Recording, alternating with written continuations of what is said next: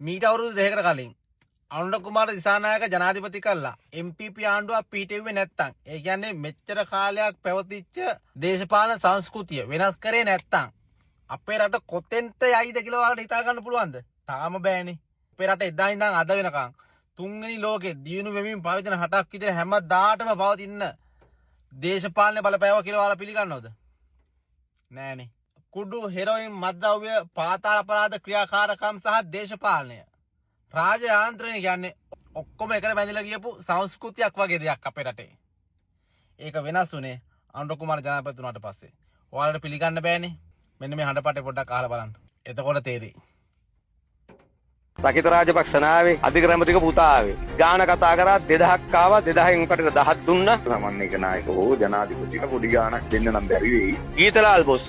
එපා මම කියන්නේ දවස් දෙකක් දෙන්න. වා නාමල් ගැන කිව්වා චිචි ගැන කිව්වා කවුද ඔය ඩීල් එක ආවා කිව්වා කවුද මොකෙක්ගෙන්ද සාගල කතා කරලා කිව්වා චිචි ගැන කිව්වේ නේද? ප්‍රසාද් රණසිංහ කියන එක්කෙනා එක්ක කතා කරලා ඔය කියන කතාව උනාද නැද්ද කියලා දැන් මං වාට කැට තියලා කියනවා මං එනවා. මං වාට කරලා පෙන්නන්න.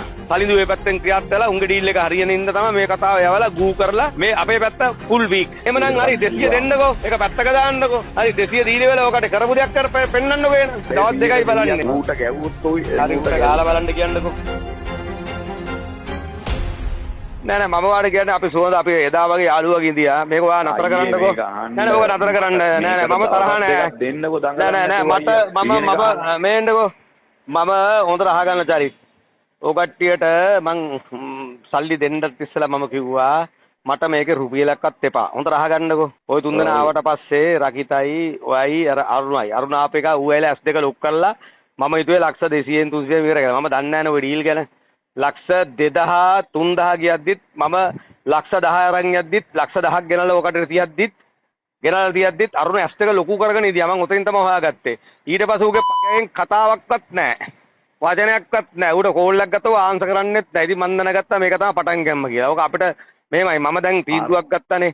පොඩ්ඩක් මම වාට මම සල්ලි දුන්නේ මං වාට කිව්වා මට මේකට රුපියලක්වත් ඕනේ නැහැ. ඉන්නකෝ මට මේක 7-10ක්වත් එපා. මේ මල්ලි වෙනුවෙන් මට කරන්න දෙන උදව කරන්න. මම මේවා ඩීල් එකක් නෙමෙයි කරන්නේ. මොකද ගාන පොඩ්ඩක් එහෙම වෙනකොට මම බැලුවා පොඩි ගාණෙන් කරලා දෙන්න මේ මිනිසුන්ට මේ වැඩේ ඔකට එක තියෙන ඉන්ෆ්ලුවන්ස් එකත් එක්ක පොත සකිත රාජපක්ෂ නාවේ අධිකරමතික පුතා ආවේ. මං හිතුවා මොන හරි දෙයක් කළා මනුෂ්‍ය අතින් මොන හරි දෙයක් කළා කරා. ඊට පස්සේ ලක්ෂ 10ද ගාන කතා කරා 2000ක් ආවා 2000න් උකට 1000ක් දුන්නා. ඊට පස්සේ ලක්ෂ 200ක් දුන්නා. මෙතනින් එහාට මං කතා කරන්නේ. දැන් මෙතන පොඩි ඉන්නකෝ චරිත් මට පොඩ්ඩක් මට විනාඩියක් දෙන්නකෝ. මම මේක බැලුවානේ. මං වාගේ වචන විලාසය බැලුවා. රකිතගේ වචන විලාසය බැලුවා. ඔයා බොරු කියද්දි රකිත අහගෙන ඉඳලා ඒක සාධාරණීය කරා. ඒක මොකටද දන්නවා. ඕක උසාවි යන්නේ නෑ ඩීල් එක කතා කරා. ඕක ආරක්ෂක ලේකම් හරි මොකක් හරි ගම සමන් එක අස්සම් කරන්න බෑ. උනිකන් අස්සම් කරන ලක්ෂ 500ක් හරි ගන්නවා. හරි මම බැලුවා ගානක් කෙනින්දනේ. පොඩක් ඔව් කිව්වා කතාව. ඔය කිව්වා නෑ කියන්න එපා. මම නෙමෙයි දැන් මේ මම කිව්වා අයියා ඒවල ඔය කියන්නේ පළවෙනි දවසේ. කිව්වා කවුරුවක්වත් මෙයාගේ එකකට මෙහෙම අඩු ගානට නම් කරන්න ගන්නෑ. අපි හිතමු උදාහරණයක් විදිහට මේක අස්සම් කරන කෙනා මෙයා කියලා. එයාට අපි කියන්න දයි මේ ගාන දෙන්නම් කියලා කිව්වා මිසක් දැන් මේ සමන්නික නායක කියලා සමන්නික නායක හෝ ජනාධිපති හෝ කවුරු හරි ඉන්න එකාට ඕක මේව කරන්න යන එකාට පොඩි ගානක් දෙන්න නම් බැරි වෙයි. ඒ ගෑණි සුත්ති වගේ ඇවිල්ලා කතා කරලා එකතු කරලා ඒ ගෑණි ඔය මදු කියන නංගිලා සල්ලි තිබ්බද නැද්ද කියලා මට අඬ කියද්දි දරුවොත් එක්ක ඇවිල්ලා කියද්දිත් එයා කොහොම හරි එකතු කරලා මට දුන්නානේ කියපු විදියට. ඊට පස්සේ ලංකාවේ කියලා ලක්ෂ 200කුත් දුන්නා. ලක්ෂ 1200ක් දීලා ඉවරයිනේ. එතකොට එයා මට අද කතා කරලා අයියේ ඔයාට විශ්වාස නම් ඔයා ඔක කරගන්න. අයියට දෙන කම්ප්ලේන් එක කියන්නකෝ ඒක. මට කම්ප්ලේන් කරා ඔය කට්ටිය කරන දෙයක් කරන්නේ නැල්ලු බොරුවලු කරන්නේ. ඒකට මොකක්ද? ඔක බොරුවලු කරන්නේ. ඒකද කියන්නේ ඉතින් මම මොකටද ඔය කට්ටිය කරන්නේ බොරුවක්ලු. ඌව මරලා දාන්නත් ඔකට සද්ද නැතු ඉඳී කිව්වා. මැරුවට පස්සේ අපි දන්නේ නැහැ. ඒක අපිට කරන්න දෙයක් නැහැ. එයා කරබහන් ඉදියේ නැහැ. එයා ඔයාට ඉන්න කියපු විදිහට ඉඳියේ නැහැ. ඒවා මේවා කියයි. ඒක කියයි කියලා. එයා කියන්නේ ඒකයි. මං කාරිනංගි. දැන් මට හරි බ්‍රීෆ් එකක් එන්නේ නැහනේ. දැන් ඔයාගේ චරිත් කියනවා මිහිඳු අබේසිංහ ගැන. ඔකට ඉවර නම කියන්නෙත් නැහැ. ඔකට ගිලිනවා වචන. ඔයා ඉස්සලා පස්සේ තව මොකද්ද ඔය එකේ නම් දෙක තුනක් කිව්වා මම නම් කියන්න ගෑ. අර කොහෙද ඉන්න එකෙක් කොහෙද මේ කට්ටිය අවුරුදු ගානක් දන්න ගීතලාල් බොස්. මම දන්නෙත් නැහැ. මේ කට්ටිය අවුරුදු ගානක් ඩීල් කරව මාත්‍යා හරහා තමයි ඔයාගේ රකිතත් ඉන්ෆර්මේෂන් ගන්න. මට තේරෙන්නේ ඉතින්. CID මොනවද වෙන්නේ කියලා. මොකද්ද ඊතර වෙන්නේ කියලා. දැන් ඕකටේ කෙලින් බහින් නැතුව ගීතලාල් හරහා ওই ඩීල් එක කතා කරලා ඕකේ මොනවද වෙන්නේ කියලා උන් හරහා තමයි ඔයා ගන්නෙ. මොකද ඕකටේ ඩිරෙක්ට් අප්‍රෝච් කළා නෑ මට තේරෙන්නේ. මමත් ඉගෙන ගත්ත එකෙක් මම හොතර ඉගෙන ගත්ත මිනිස්සෙක් මෙයා. මමත් ලෝකේ හැමතැනම ඉගෙන ගත්ත එකෙක්. තේරුණාද? ඒතර මට තේරෙනවා. ඉතින් මට ඕකට ගෑනිට කියලා මට ඕකටේ කපන්න බෑ. එහෙම ගත්තොත් එහෙම ඊට වඩා හොඳයි බෙල්ලේ වල දාගන්න. ලැජ්ජයි. ඉතින් මම කිව්වේ ඒකයි නංගි වාට මං දැන් තව කිව්වේ නෑ මං හෙට කියනවා.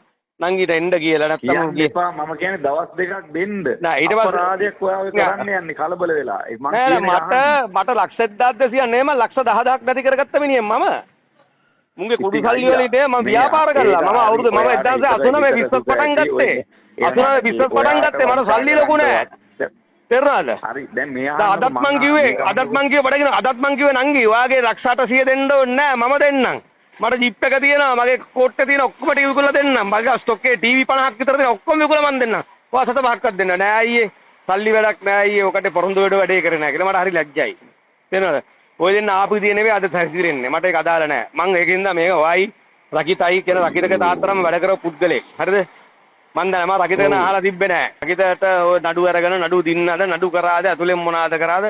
අර යද නාමල්ද චිචීද වා නාමල් ගැන කිව්වා චිචී ගැන කිව්වා කවුද ඔය ඩීල් එක ආවා කිව්වා කවුද මොකෙක්ගෙන්ද සාගල කතා කරලා කිව්වා සාගල කතා කරලා මේක බාර ගන්න කිව්වා සාගල නම් මං හිතන්නේ කතා කරලා මෙයාට කිව්වා කියලා ඕක බාර ගන්න කියලා මොකද සාගලට වෙන දේවල් තියෙන සාගල ඉන්නේ වෙනම ලයින් එක සාගල ගැන නෙමෙයි කිව්වේ චිචී ගැන කිව්වේ නේද අපි සාගල නෑ නෑ සාගලත් කතා කරලා සාගල රහත් ආවා සාගලත් මට කිව්වා කියලා කිව්වා ඒක බොරු ඒක මට කියපු දේවල් දෙම කිව්වේ රකිතට කිව්වා මට කිව්වා හරිද කිව්වා සාගලත් මට කතා කරලා මේක කරන්න කියලා නෑ එහෙම ඩීල් ගන්න ඕන නම් අපිත් ඒ කතා කරලා ගන්න තිබ්බා. අපි මෙහෙම දෙයක් කතා කරලා මේ ගමු අයියේ. අරගෙන අපි බෙදාගමු. එහෙම කිව්වනම් මට සන්තෝෂයි. එහෙමනම් මම එපා කියලා නතර අරිනවා. අනිවාර්යයි. මම ওই ඩීල් වලට කැමති නෑ මේ අහකින්න මේ මුන් එක්ක ඩීල් කරන්න කැමති නෑ. මොකද මට අත්ත වශයෙන්ම මල්ලිගෙන් මට බංකුවට වාට වැඩේ පටන් ගද්දේවා මේ මල්ලිගෙන් කෑවොත් මට ලේ බඩ යනවා. මොකද ඌ එච්චර ආදරේ. මං කිව්වා මම කිව්වොත් ඕනම දෙයක් කරනවා. මම කිව්වොත් ඕනම දෙයක් කරනවා. ඒ වගේම මම කිව්වොත් ඕනම දෙයක් නතර කරන්නත් පුළුවන් පුද්ගලෙක්. ඌ දන්නවා මම කවුද කියලා. මට 2019 ඉඳලා 2023 වෙනකම් මට 2022 වෙනකම් මට ඩුබායිලට මාව මෙහි ඉඳලා හිරේ ඉඳලා ඇවිල්ලා ඕමනාවටත් වඩා මොකද කර ලැට්ට කියන එක ලැට්ටගෙන බන්ධනාගාරේ බස් එකට ගහපු එකාට ගියේ ඩිරහම් 20000යි මූට මෙහෙ කවුරුත් උදව් කරන්න ඉදියේ නෑ මුගේ සල්ලි ටික ඔක්කොම ඩුබායි ලෝයස්ලා කෑවා ඩිරහම් ලක්ෂ 20කට වැඩිය කෑවා දැන් අනිත් කාරණා අපිට අදාළ නෑ මොකද අනිත් එක යනමමයි ඔය දැන් පිටින් ආපු එක පාට කතාවක්. දැන් ඔක අද 11ට න්යාය රෑ. මං වාට කැට තියලා කියනවා. ඔකට මට දවස් දෙක තුනකින් බසයක් ගත්තාම මම ටිකට් එකක් කරන් එනවා. මට ටිකට් එකක් කරලා මගේ પાස්පෝර්ට් එක තියෙනවා. මං එනවා. මං වාට කරලා පෙන්නන්න. ඔකට බැරි දේවල් මං කරලා පෙන්නන්න. ඕන්න මගේ ඉන්ක්වයරි එකයි. මොකද ඔකට්ටියට මගේ දෙයක් හොයන්න දුන්නා. මගේ પાස්පෝර්ට් කොපිය දුන්නා. පාස්පෝර්ට් එකේ කොපිය දුන්නා. ඒක නිකන් මේ බුදු සිහිනයක් වුණා. කොපිය දුන්නට තමයි પાස්පෝර්ට් කොපිය ඕනේ ඒව ඕනේ. ඉතින් ඒක නිසා මේක අතරමැදි වෙලා ඔයා පුඩුවට පැටලෙන්න එපා චරිත. මං හිතන්නේ ওই දෙන්නට ඔක් කරන්න බෑ. ඔයාට නෙවෙයි ඔයා අරයාගෙන විශ්වාස කර රකිත කරන්නේ. රකිත ඔක් කරන්න නෑ. රකිතර කරන්න බෑ. රකිත ඇවිල්ලා ගීතලාල් එක ඉඳලා කතා කරලා ඔය ලක්ෂයක් දෙකක් ගහලා කන බොන යාළුකමට. මම කියනවට අයියා මම කියනවට දැන් හිට බ්‍රහස්පතින්ද අනිද්දා සිකුරාදානේ. ඔය දවස් දෙක ඔයා දෙන්න. ඔය කට්ටිය ඔය CID හරි මොන හරි කිසිම වර්ක්අවුට් ග්‍රවුන්ඩ් එකක් කරලා නෑ. ඔකට කරපු දෙයක් නෑ. ඇත්ත කතාව ඒකයි. ඔතන ඉන්න එක නිලධාරියෙක් කැරෙන්න ඔකට ජනකාන්ත මහත්තයා විතරයි දන්නේ. වෙන කාවත් ඩිරෙක්ට් ලින්ක් එකක් නැහැ. ඩිරෙක්ට් කතා කරලා ඔකට මේකට ඇක්ෂන් එකක් ගත්තේ නැති නිසා තමයි අද මේ තත්ත්වය ඇති වෙලා තියෙන්නේ.